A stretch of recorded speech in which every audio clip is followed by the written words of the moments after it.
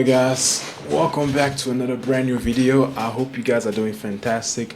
I know I have not been here for quite some time. I was actually on a little trip. I think it was very important for me to make that trip because it had allowed me to actually take a step back and appreciate everything that I have accomplished thus far this year. Now for today, I wanted to talk specifically about something that happened to me about a month to a month and a half ago, and it is in regard to Myfunded future. First, I'm gonna go over the data and kind of show you guys a little bit more of like my track record in with them specifically. So this is the evaluation. So I think this is my master account, and as you guys can see, this was when I passed the evaluation.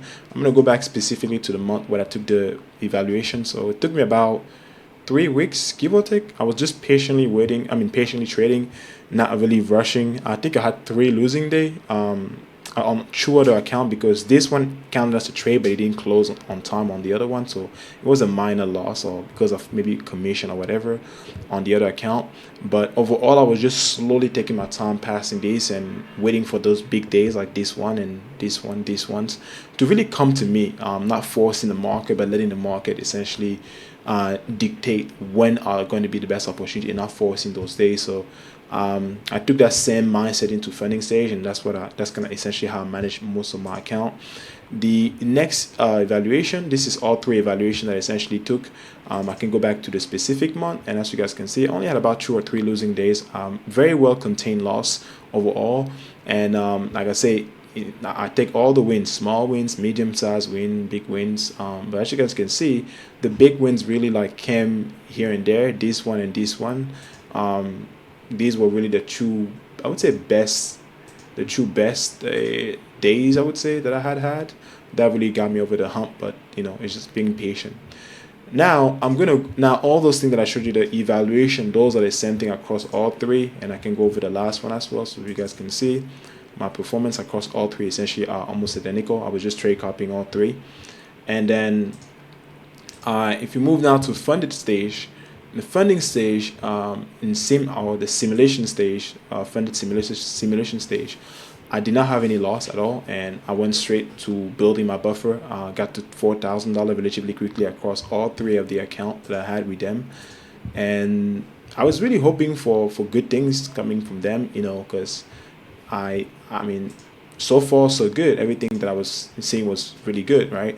So all 3 accounts had similar balance, right? Because if you guys can see right here, 3,700 right here, and then the last one right here, as you guys can see as well here, just last month, I also had built up my balance, no loss overall. And I'm gonna go over some of my statistic down here, about $4,200 that I built up here. So I think there's this account specifically, which was a master. There was a day that I trade copied, but it did not copy the profit accordingly to the other account. So one of the account was slightly bigger than the other one essentially. In terms of my statistic, really it says 60%, but I think it's actually a bit more higher. I'm pretty much surprised my profit factor is 1 to 3. Actually, I think my profit factor really typically stays in the range of about 2 to 2.5. I'm usually shocked when I see 3 because I don't really track my profit factor or my risk to reward on usually. Average win 489, average loss 229, average worst trade 677, and then average best trade, the best trade was 1600. As you guys can see, there are certain days where I taken 2 trade maybe or 3 trade, but overall I finished most days in profit. All days in profit. So I can go over all these, but that's gonna be for another day. But at the same time, when I was trading these accounts, I was trading also a bunch of other accounts as well, other firms. So I think June actually and part of July, I would say the first 2 weeks of July was probably like one of my best period this year, and that was right before my trip that I made to Asia. So after I essentially passed all these evaluation, I essentially went for the KYC submission and essentially got denied. So what do you do in that instance? I tried to essentially appeal and get them to essentially look into the issue and seeing what was going on. So here's the email section here. You guys will see all my business. But I'm just gonna go straight to the email. I'll try to find the email where I got a response from them for the KYC. If I am not mistaken, it was right around here. So this was essentially what I got from them. So I'm gonna go take you guys through the whole conversation. So this is what I send them. I say, hey, I need my KYC.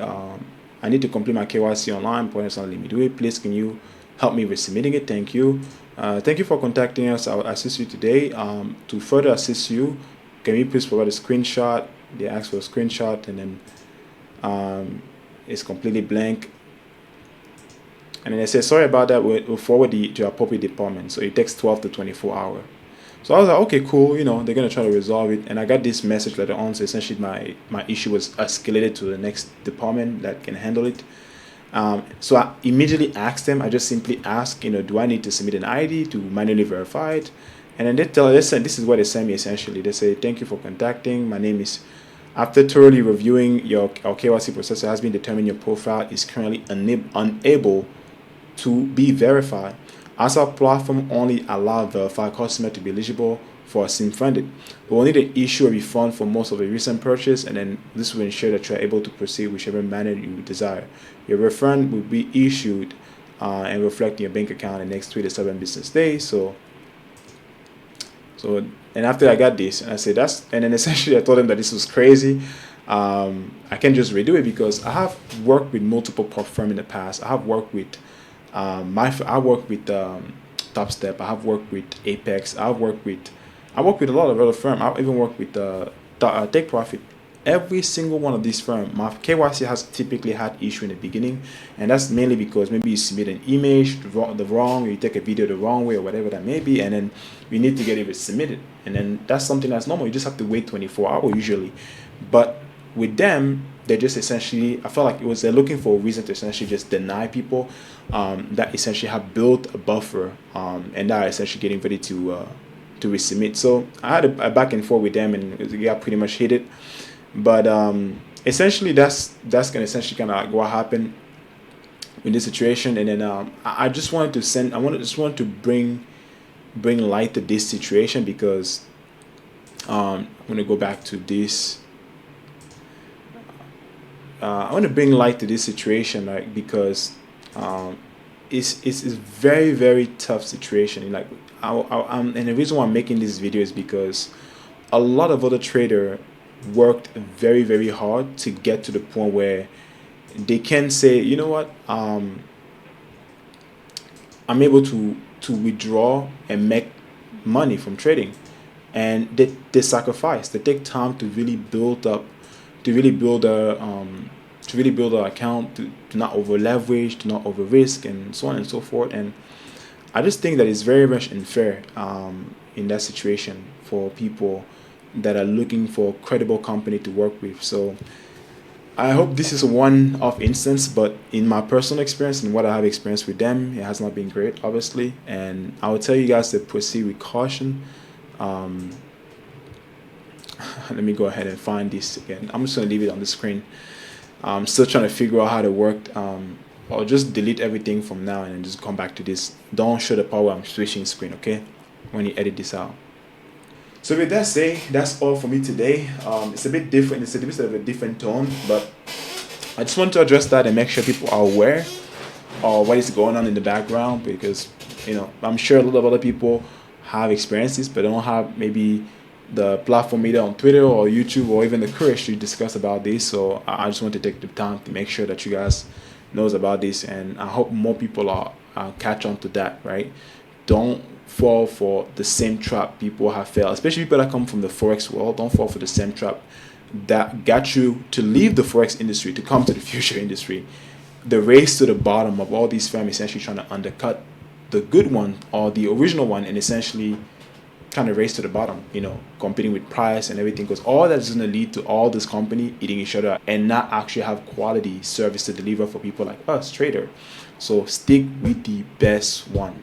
So with that said, guys, that is all I have for you guys today. If you guys enjoyed the video or not, whatever, just click a like. Let me know in the comment section down below what you guys think about it and what is your recommendation in terms of which firm is good out there and things like that? Maybe for other people that are listening, why do you think that firm might be good? I would like to hear your opinion in the comment section, and then and definitely will apply to any concern that you guys have as well there. But with that said, that's all for me, guys. Until next time, peace.